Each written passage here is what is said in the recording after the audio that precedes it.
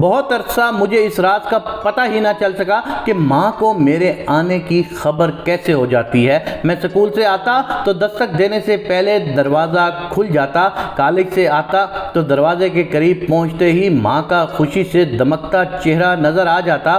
وہ پیار بھری مسکراہٹ سے میرا استقبال کرتی، دعائیں دیتی اور پھر میں صحن میں اینٹوں سے بنے چولہے کے قریب بیٹھ جاتا۔ ماں گرما گرم روٹی بناتی اور میں مزے سے کھاتا۔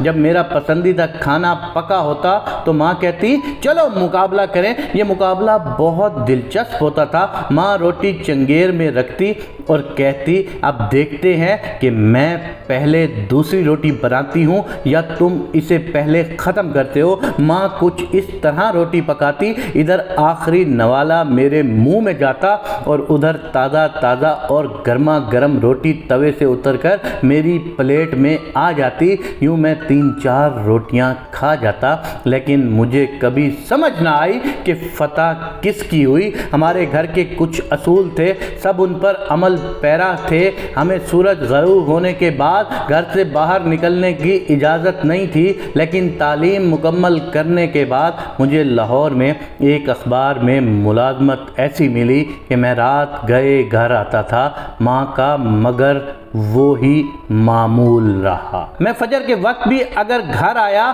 تو دروازہ خود کھولنے کی ضرورت کبھی پیش نہ ہوئی۔ لیٹ ہو جانے پر کوشش ہوتی تھی کہ میں خاموشی سے دروازہ کھول لوں تاکہ ماں کی نیند خراب نہ ہو، لیکن میں ادھر چابی جیب سے نکالتا ہی تھا، ادھر دروازہ کھل جاتا تھا۔ میں ماں سے پوچھتا تھا آپ کو کیسے پتہ چل جاتا ہے کہ میں آ گیا ہوں؟ وہ ہنس کر کہتی مجھے تیری خوشبو آ جاتی ہے۔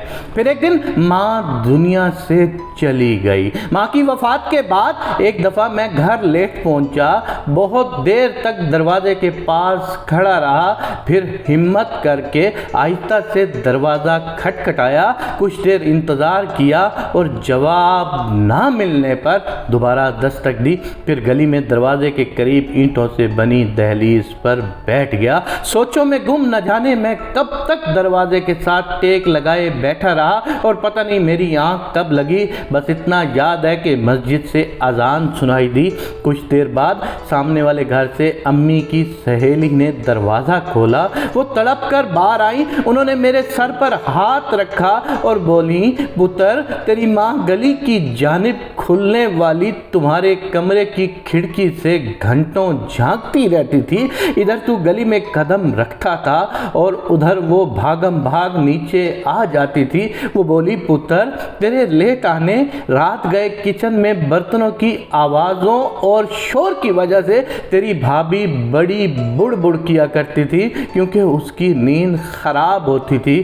پھر انہوں نے آپ دیدہ نظروں سے کھڑکی کی طرف دیکھا اور بولی پتر ہنے کھڑکی کدے نہیں کھلنی۔ کچھ عرصہ بعد میں لاہور سے اسلام آباد آ گیا، جہاں میں 11 سال سے مقیم ہوں۔ سال میں 1-2 دفعہ میں لاہور جاتا ہوں۔ میرے کمرے کی وہ کھڑکی اب بھی وہاں موجود ہے، لیکن ماں کا وہ مسکراہٹ بھرا چہرہ مجھے کبھی نظر نہیں آتا۔ میں آج اپنے دیکھنے والوں سے یہ گزارش کرتا ہوں کہ آؤ سب مل کر ان تمام ماؤں کے لیے دعا کرتے ہیں کہ جو اس دنیا سے چلی گئی ہیں۔ خداوند کریم ان تمام ماؤں کو جنت میں اعلیٰ مقام عنایت فرما، اور جن جن کی مائیں زندہ ہیں ان سب کے لیے آؤ سب مل کر ایک آمین لکھتے ہیں کہ خداوند کریم جن کی مائیں زندہ ہیں ان کو صحت والی لمبی زندگی عطا فرما، آمین یا رب العالمین۔